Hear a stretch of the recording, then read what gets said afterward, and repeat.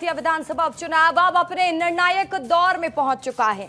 मतदान में केवल 2 दिन शेष हैं और चुनाव प्रचार का आज आखिरी दिन है। 30 जुलाई को वोटिंग होगी और 3 अगस्त को नतीजे आएंगे, लेकिन उससे पहले पक्ष और विपक्ष में सियासी जंग छिड़ चुकी है।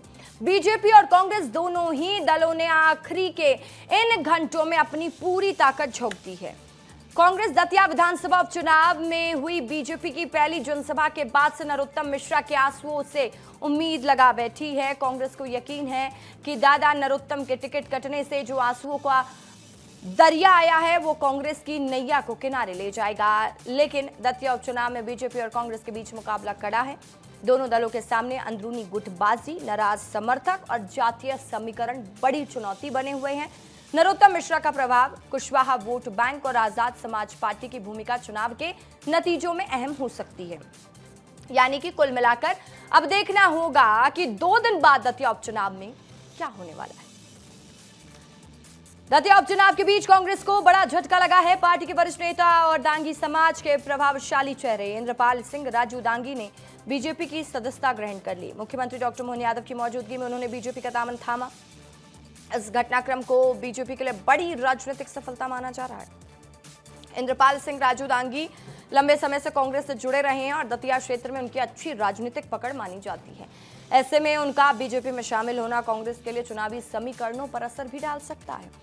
इधर बीजेपी से जुड़े प्रतिष्ठित व्यापारी परिवार की बेटी ज्योत्सना तलवानी ने कांग्रेस की सदस्यता ग्रहण कर ली है। प्रदेश कांग्रेस अध्यक्ष जीतू पटवारी ने उन्हें अपने हाथों से पार्टी की सदस्यता दिलाई। ज्योत्सना बीजेपी पार्षद और बीजेपी महिला मोर्चा की वरिष्ठ कार्यकर्ता माला तलवानी की बेटी हैं।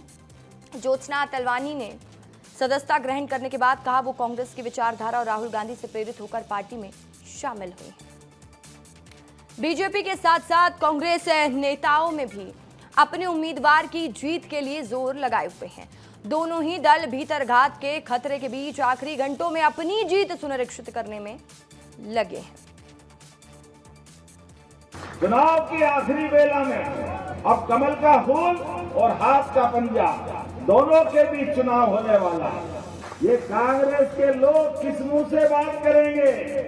इन्होंने सदैव सनातन संस्कृति का मजाक बनाया। ये न किसी के नहीं होते, जब भगवान राम के नहीं तो किसी काम के नहीं।